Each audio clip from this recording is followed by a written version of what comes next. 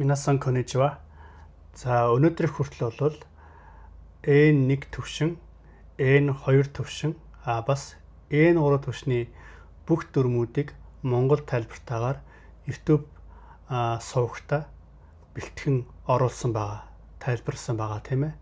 Харин өнөөдрийн үед болохоор N4 төвшний дүрмүүдийг цувралаар тайлбарлан хүрэхэд бэлэн болоод байна. Ингээд эхний хэсэг болох А-гийн эгнээний нийтдээ 3 дүрмийг хэдүүлээ үзцгээе. За ингээд өнөөдөр эхний дүрм болохоор Аида. Утгын хувьд но кикан зүтто гэсэн мэт тийм ээ. Но кикан зүтто. Тэг ямар нэгэн зүйл болж өрнж байгаа зүйл үйл явдал тэгээд процессын турш гэсэн утга илэрхийлж байгаа юм байна. За холбоос хувьд болохоор зэрэггүй үйлэг энгийн хэлбэр дээр тэгээд аида, и тэмдэгнэр шууд аида, на тэмдэгнэр шууд аида. Харин нэр үгийн араас аида орох юм бол дунд нь но нөхцөл авна гэсэн байна тийм ээ. За жишээ өгүүлбэр. Жишээндээ Кагуя Каденга юритэру аида ва цукуэ но шита ни хинан шите кудасай. Жишээндээ Кагуя Каденга юритэру аида ва цукуэ но шита ни хинан шите кудасай. Газар хөдлөлтөй улмаас танай гэрийн тавилга захилгаан бараач юм уу тийм ээ. Хэрвээ хөдлөх юм бол хэрвээ чичиргээ мэдрэгдэх юм бол ширээн доогор орж нуугдараа гэж утгаар хэлж байгаа юм байна. За тэгээ энэ дөрмийн гол нь бас ойлгомжтой байна тийм ээ. Газар хөдлөлт гэж бодъё.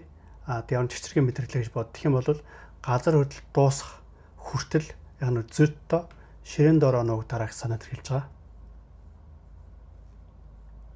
Дараагийн жишээ хэлбэр Kodomo ga chizai aida wa dekiru dake hayaku kaete tsuma o sapport suru tsumori desu. Kodomo ga chizai aida wa dekiru dake hayaku kaete tsuma o sapport suru tsumori desu.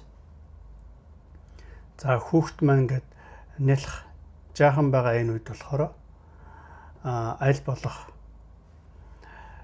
эртхэн харж эхнэр хүүхэдтэй санаа тавья, халамжлаа гэж бодож байна гэсэн утгатай өгүүлбэр байна. Дараагийн дүрм аида ни гэж. Аида ни. За түрүүчийн дүрмтэй төстэй байгаад нь тийм ээ. Утгын хувьд болохоор но киканы сүр буюу тэр хооронд хийнэ гэсэн утга. Боловч зүтто гэсэн утгаар илэрхийлэхгүй гэж байгаа. Зүттог илэрхийлэхгүй. Түрүүний аида бол зүтто гэдэг шүү тийм ээ. Ямар нэгэн процесс боллоо тэр хооронд зүтто тэгээрээ ингээ гэсэн бол энэ аиданы болохоор зүтто биш ээ. Буюу ямар нэгэн зүйл боллоо гэж бодоход тэр хугацааны тодорхой хэсгийг зарцуулж гэсэн санаа илэрхийлж байгаа юм байна. За холбоос хувьд болохоор зэрэггүй энгийн хэлбэрд нэмэх нь аиданы гэсэн байна тийм ээ. Ингээд жишээ хэлбэрлэл орцгоё. Natsu yasumi no aida ni Fuji-san ni noboritai desu. Natsu yasumi no aida ni Fuji-san ni noboritai desu.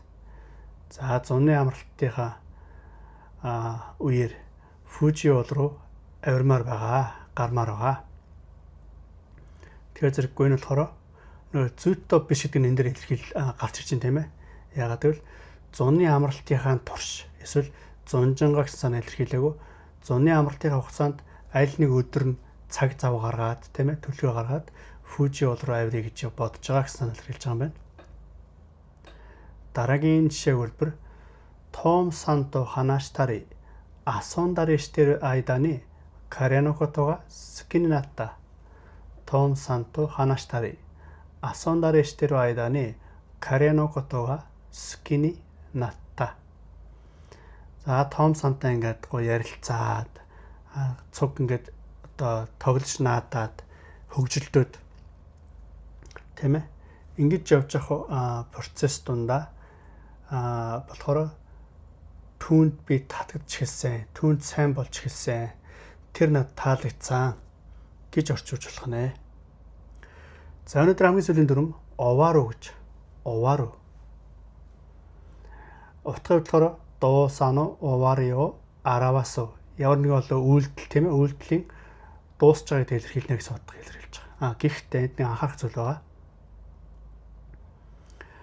Холбоос нь ингэж юм ээ. Үүлэг мас хэлбэр нэмэх нь овааруу гэж байгаа. Гэхдээ бүх үүлэгэн дээр ашиглаж болох үгүй л бас үгүй.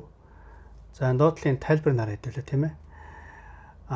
Энэ болохоор байгалийн үзэгдэл. Тэгээд одоо бие физиологийн одоо үзэгдэл, өөрчлөлт дээр болохоор ашиглахгүй гэж байгаа байхгүй. Байгалийн үзэгдлээр зэрэггүй одоо доорн жишээ нь тийм ээ. Омега фри овааруу. Бороо орж дуусах. Яг орчуулахаар ингээ болоод байгаа шиг мөртлөө болохоор яг дөрмийн хувьд болохоор зэрэггүй. Энэ байгалийн үзэгдэлээр болохоор маскей овааруу гэж болохгүй гэж санаа илэрхийлж байгаа. За хоёр талаараа акамбога наки овааруу. Акамбога наки овааруу. За энэ болохоор түрүүний хэлсэн нөгөө хүний бие физиологийн одоо үзэгдлийг хэлж байгаа тийм ээ. Ойлгох гэдэг бол бие физиологийн нэг үзэгдэл. Тэгэхээр энэ дээр болохоор ашиглахгүй буюу наки овааруу гэж болохгүй байна гэж ойлгож болох нь. Ингээд жишээ хэлбэрлээ орцгоё. Сакубунга каки оватта хито кара кайте мо ii desu. Сакубунга каки оватта хито кара кайте мо ii desu. За зохион бичлэгээ бич дууссан хүмүүсээс хүүхдүүдээс эхлээд харж болно шүү гэж тийм ээ. Дараагийн хэлбэр номи оватта петто ботолу wa kochira ni sutete kudasai. Номи оватта петто ботолу wa kochira ni sutete kudasai. Ууж дууссан ус ундааныхаа савыг буюу хумдар савыг тийм ээ. Ийш нь хаяарай гэж орчуулж болохоор байна. За ингээд хэдүүлээ өнөөдөр болохоор хамгийн ихний 3 дөрмийг үзлээ. Дараагийн бичлэгээр болохоор Кангийн нэнний дөрмүүдээр уулзцаая. Ингээд анхаар тавьсан та бүхэндээ баярлалаа. Түр баяртай.